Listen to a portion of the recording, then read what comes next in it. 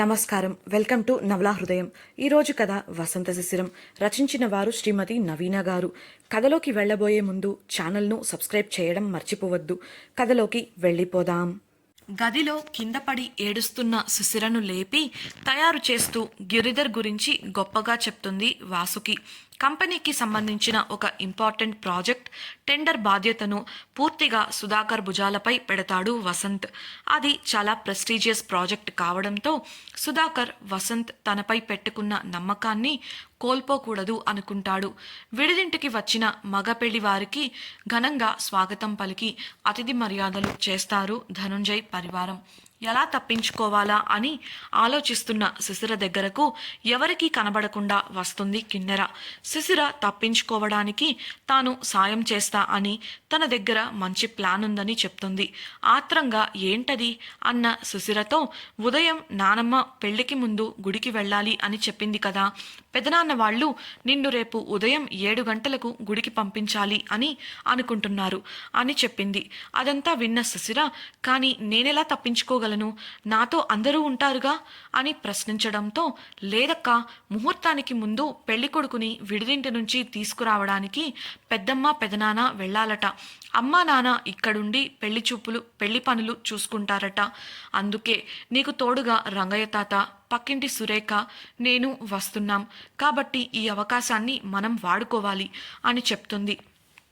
కానీ ఎలా అని అడిగిన శిశిరకు తను ఒక ప్లాన్ని చెప్తుంది. అది విన్న శిశిరకు చాలా బాగా అనిపించడంతో, సరే చాలా థ్యాంక్స్ కిన్ను, కానీ నా కోసం నువ్వు ఇంత రిస్క్ తీసుకోవడం అవసరమా అని భయంగా అడుగుతుంది. ఇందులో రిస్క్ ఏముందక్క, ఆ గిరిధర్ని నువ్వు పెళ్లి చేసుకోవడం కంటే పెద్ద రిస్కా ఏంటి, నువ్వు ఈ సమస్య నుంచి బయటపడటమే నాకు కావాలి అని చెప్పి శిశిరని హక్ చేసుకుంటుంది కిన్నెర. ఆ మాటలు విన్న శిశిర కిన్నెర తనపై చూపిస్తున్న ప్రేమకు సంతోషపడుతుంటే, మరోవైపు కిన్నెర మాత్రం కన్నింగ్గా నవ్వుకుంటూ శిశిరను చూస్తుంది. అది శిశిరకు తెలియదు. తనపై వాసుకి మాత్రమే ద్వేషం ఉందని అనుకుంటుంది. కిన్నెరకు తనంటే ఎంతో ఇష్టం అని అనుకుంటుంది. అందుకు కారణం వాసుకి, కిన్నెర చిన్నప్పటి నుంచి తమను అలా నమ్మేలా చేశారు. సో కిన్నెర తన తల్లి వాసుకిలా కాదని, ఆమెకు తనంటే అమితమైన ప్రేమ, అభిమానం అని శిశిర నమ్మకం. ఆ ఉద్దేశంలోనే కిన్నెర చెప్పింది చేయడానికి ఒప్పుకుంది. అలా ఆ రాత్రి గడిచిపోయింది. తెల్లవారిందంటూ కోడి కూత కూసి అందరినీ మేలుకొలిపింది. వసుంధర టీ పెట్టి బయటకు వెళ్ళి అందరికీ ఇచ్చింది. అంతటి తెల్లవారుజామున చలికి వస్తున్న నిద్రకు ఆ వెచ్చటి టీ గుడ్ బై చెప్పేయడంతో అందరూ తమ తమ పనులను చేయడం ప్రారంభించారు. ధనుంజయ్ ఇంటి ముందు పెద్ద ప్రాంగణం ఉండటంతో పాటు పెళ్లి మండపంని అక్కడే ఏర్పాటు చేశారు. వచ్చిన అతిథులు కూర్చోవడానికి కుర్చీలు, షామ్యానా, టెంట్లను వేస్తున్నారు. శిశిర గది దగ్గరకు వెళ్ళిన వసుంధర తలుపు తట్టగా శిశిర నిద్రలేచి వచ్చి డోర్ తీసింది. ఆమె బాగా ఏడవటం వల్ల ఉబ్బిపోయి ఎర్రగా కనబడుతున్నాయి ఆమె కళ్ళు. ఆమెను గుడికి వెళ్ళాలి, త్వరగా సిద్ధమయ్యి కిందికి రా అని చెప్పడంతో శిశిర సిద్ధం కావడానికి వెళ్ళిపోయింది. అప్పటికే ఏం వేసుకోవాలి అని వసుంధర చెప్పి ఉండటంతో ఆ బట్టలను వేసుకొని సింపుల్ జ్యువెలరీ పెట్టుకొని రెడీ అయ్యి క్రిందికి వచ్చింది. ఇష్టం లేని పెళ్లికి అయిష్టంగానే రెడీ అయిన శిశిర చూడటానికి సింపుల్గా ఉన్న దేవలోకం నుంచి వచ్చిన దేవతలా ఉంది. అప్పటికి టైం 6:15 కావడంతో శిశిర నానమ్మ వసుంధరతో, శిశిరను త్వరగా గుడికి వెళ్ళిరమ్మను వసు, తొందరగా వెళ్తే తొందరగా వచ్చేయచ్చు కదా అని చెప్పింది. అందుకు సరే అన్న వసుంధర శిశిర గుడికి వెళ్లే ఏర్పాట్లు చేయడం మొదలుపెట్టింది.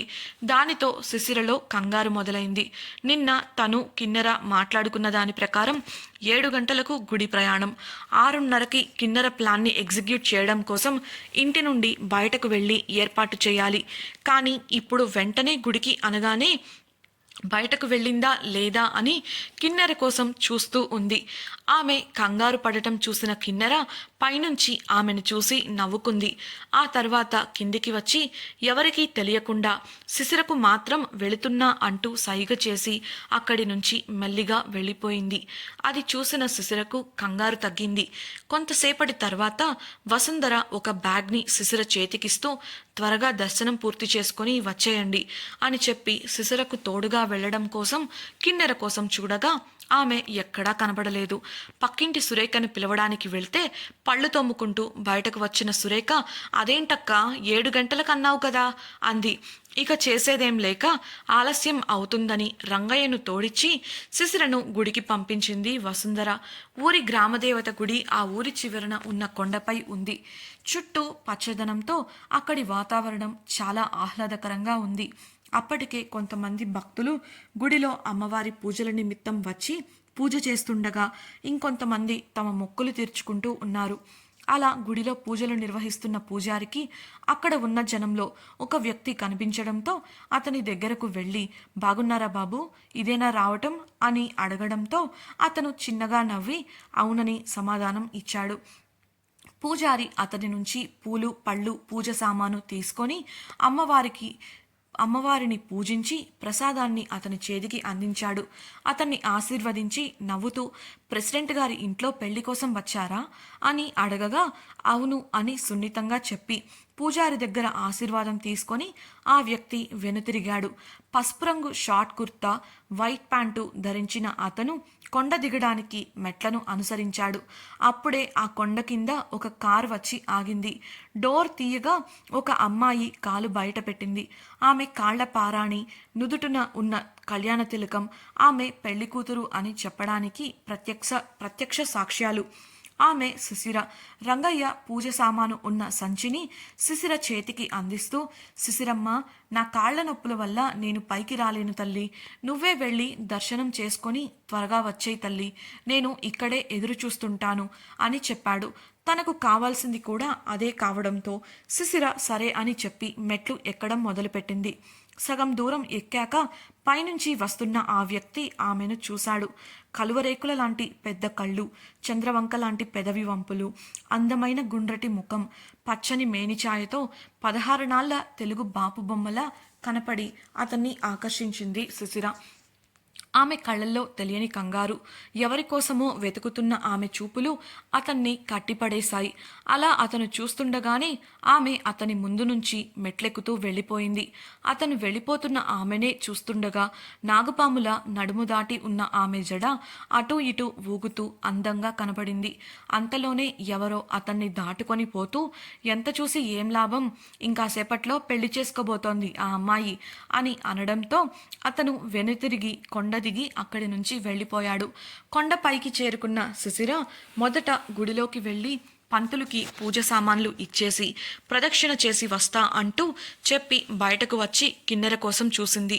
అలా వెతుకుతున్న శిశిరను చూస్తుంటే జాతరలో తప్పిపోయిన పసిపాపలా కనబడుతోంది.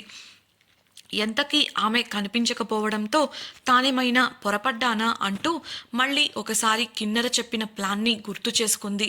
ఉదయం శిశిర కన్నా ముందే గుడికి వెళ్ళిన కిన్నెర శిశిర ఊరు దాటడం కోసం వెహికల్ రెడీ చేసి సిద్ధంగా వెయిట్ చేయాలి. గుడికి వెళ్ళగానే ఎవరికీ తెలియకుండా కిన్నెర సిగ్నల్ ఇచ్చినప్పుడు తప్పించుకొని కిన్నెర ఏర్పాటు చేసిన బండిలో ఊరు దాటాలి అని నిర్ణయించుకున్నారు. వచ్చి 10 నిమిషాలైనా కిన్నెర కనబడకపోయేసరికి ఆందోళన పడుతూ ఆమె కోసం చూసింది శిశిర. అయితే ఆమె ప్రవర్తనకు అక్కడ ఉన్నవారు అనుమానంగా చూడటంతో దాన్ని మార్చాలి అని ప్రదక్షిణలు చేయడం మొదలుపెట్టింది. మనసులో, అమ్మా అంకమ్మ తల్లి, దయచేసి నాకు సహాయం చెయ్యి, ఎలా అయినా ఆ గిరిధర్తో నా పెళ్లి జరగకూడదు, నేను ఎలాగోలా తప్పించుకునేలా చేసి కాపాడు అని అమ్మవారికి మొక్కుకుంటూ కిన్నెర కోసం వెతుకుతుంది. అయితే ప్రదక్షిణలు చేస్తున్నప్పుడు ఆమె పక్కన ఉన్న కొంతమంది ఆడవారు మాట్లాడుకోవడం విన్నది శిశిర. ఒక ఆవిడ, ఈ అమ్మాయి ప్రెసిడెంట్ గారు అమ్మాయి కదూ, ఇవాళ పెళ్లి కదా అని అడగ అడగగా మరొక ఆవిడ, అవునక్క, ఈ అమ్మాయి వల్ల ఆయన ఎదుర్కొని అవమానాలు లేవు. ఎప్పుడూ ఏదో ఒకటి చేసి ఆయనకు తలనొప్పులు తెచ్చేది. చిన్నప్పటి నుంచి ఇంతే. ఈ మధ్య ఏదో అవకాశం కోసం ఎవరితోనో గదిలో ఏకాంతంగా గడిపిందంట అన్నది. అందుకు మొదటి మనిషి, అవునక్క, నేను విన్నా. ఏమైనా చూడ్డానికి బానే ఉంది. ఇదేం పోయే కాలం అంటూ నిట్టూర్చగా, ఇదేముంది, ఆ పని చేశాక పాపం ప్రెసిడెంట్ గారు ఈ రోజుకి కూడా పంచాయతీలో తల ఎత్తుకోలేకపోతున్నారనుకో. ఎప్పుడు మీటింగ్ జరిగినా ఎవరో ఒకరు ఈ అమ్మాయి ప్రస్తావన తీసుకురావడం, ఆయన పెంపకాన్ని తప్పుపట్టడం, కూతురిని కంట్రోల్ చేయలేని వారు ఊరిని ఎలా కంట్రోల్ చేస్తారు అంటూ దెప్పి పొడవడం. పాపం ప్రెసిడెంట్ గారు, పులిలా ఉండే మనిషి ఈ పిల్ల వల్ల అవమానాలు పడుతున్నారు అని జాలిగా అంది. ఇవన్నీ వింటున్న శిశిర మనసులో ఏవేవో ఆలోచనలు మొదలవుతున్నాయి. తన ప్రమేయం లేకుండా ఎవరో చేసిన తప్పుకి, మరెవరిదో కక్ష సాధింపు చర్యకు ఈరోజు తన వల్ల తన తండ్రి ఇబ్బంది పడుతుండటం ఆమెకు బాధను కలిగించింది. అలా ఆలోచిస్తూనే గుడిలోకి వెళ్ళిన సుశిర అమ్మవారి దర్శనం చేసుకుంది.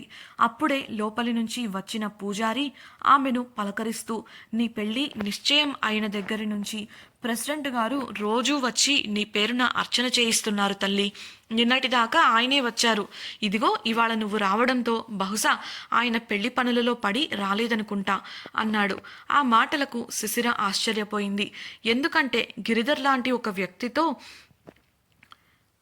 ఆమె జీవితాన్ని పెట్టిన తండ్రి తన కోసం గుడికి రావడం అనేది నమ్మేలా లేదు. అంతేకాకుండా ధనుంజయ్కి పెద్దగా దైవభక్తి లేదు. ఊరి పెద్దగా దేవుడి కార్యక్రమాలను శ్రద్ధగా నిర్వహిస్తాడు, కానీ ప్రత్యేకంగా పూజలు చేయడం శిశిర ఎప్పుడూ చూడలేదు. అలాంటి వ్యక్తి ఈ పెళ్లి నిర్ణయించిన దగ్గర నుంచి ప్రతిరోజు గుడికి వస్తుండటం, పూజలు నిర్వహించడం కొత్తగా అనిపించింది ఆమెకు. అతను ఇలా ఎందుకు చేస్తున్నాడా అని ఆలోచిస్తున్న శిశిరకు అంతకుముందు ప్రదక్షిణలు చేస్తున్నప్పుడు ఆ ఆడవారు మాట్లాడుకున్న మాటలు గుర్తొచ్చాయి. ఆ మాటలను బట్టి తనకు ఆ ఇన్సిడెంట్ వల్ల, దాని మూల్యంగా వచ్చిన పుకార్ల వల్ల తన తండ్రి చాలా సమస్యలను ఎదుర్కొన్నాడని అర్థమైంది. పదే పదే దాని గురించే తీసుకొచ్చి కావాలనే ఆయనంటే గిట్టని వారు ఆయన్ని లక్ష్యంగా చేసుకొని అవమానించారని అర్థం చేసుకుంది. దానివల్ల ఆయన అందరి ముందు బయటపడినప్పటికీ ఎంత మానసిక క్షోభని అనుభవించి ఉంటారో అని ఆలోచిస్తున్న శిశిరకు ఆయన్ను తలుచుకొని బాధగా అనిపించింది. ఇవన్నీ ఆయన కేవలం తన వల్లే ఎదుర్కొంటున్నారు అని తెలిసి ఆమె బాధ బాగా రెట్టింపు అయింది. బహుశా అందువల్లే ఆయన ఈ పెళ్లి జరగాలని కోరుకుంటున్నారు అని భావించిన శిశిర మరోసారి సంకట పరిస్థితిలో పడిపోయింది. ఈ పెళ్లి జరిగితే తన జీవితం అతలాకుతలం అవుతుంది. అంతేకాదు, ఆమెను అడ్డుపెట్టుకొని గిరిధర్ తన తండ్రిని ఒక ఆట ఆడుకుంటాడు. నిజానికి గిరిధర్ ప్రణాళిక కూడా అదే. అలా అని పెళ్లి చేసుకోకుండా ఇప్పుడు ఈ పెళ్లి నుంచి తప్పించుకొని పారిపోతే ఇప్పటి వరకు తన తండ్రి ఎదుర్కొంటున్న సమస్యలు ఇంకా ఎక్కువవుతాయి. ఇక జీవితంలో ఆయన ఎవరికీ తన ముఖం చూపించలేని పరిస్థితి వస్తుంది. అంతేకాదు, తన కుటుంబ గౌరవం సమూలంగా నాశనం అయిపోతుంది. తన తండ్రి కల అయిన ఆ ఊరి సంరక్షణ ఎప్పటికీ నెరవేరదు. ఎందుకంటే తను ఇలా చేస్తే ఖచ్చితంగా గిట్టని వారు కుమ్మక్కై దీన్ని అలుసుగా తీసుకొని ఆయన పదవి నుంచి తప్పిస్తారు. అప్పుడు ఎప్పటికీ ఆయన ఈ ఊరిని కాపాడలేరు. ఆయన మాట తప్పిన వారవుతారు.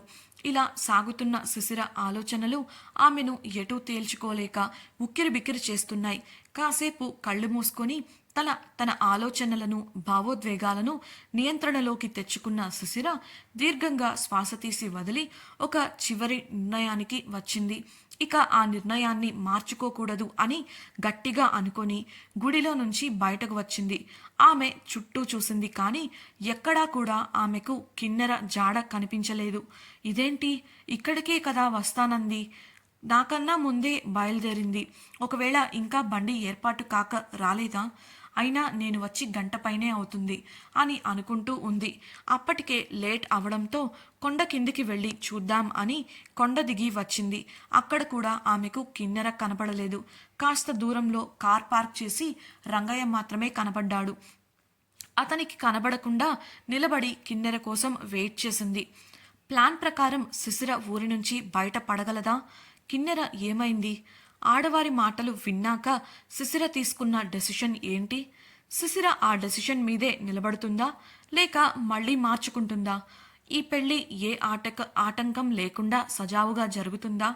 ఊరిని కాపాడకపోతే ధనుంజయ్ మాట తప్పినవాడు ఎలా అవుతాడు? వీటన్నింటికి సమాధానాలు తెలుసుకోవాలనుందా? అయితే తప్పకుండా ఛానల్ను సబ్స్క్రైబ్ చేసి వసంత శిశిరం రాబోయే ఎపిసోడ్స్ని వినేయండి. మీకు ఈ వీడియో నచ్చినట్లయితే లైక్ చేసి షేర్ చేసి మరింత వినోదాన్ని పొందండి. మీ అభిప్రాయాలను సూచనలను మాకు కమెంట్స్ రూపంలో తెలియచేయగలరు. ఇట్లు మీ నవల హృదయం డ్రీమ్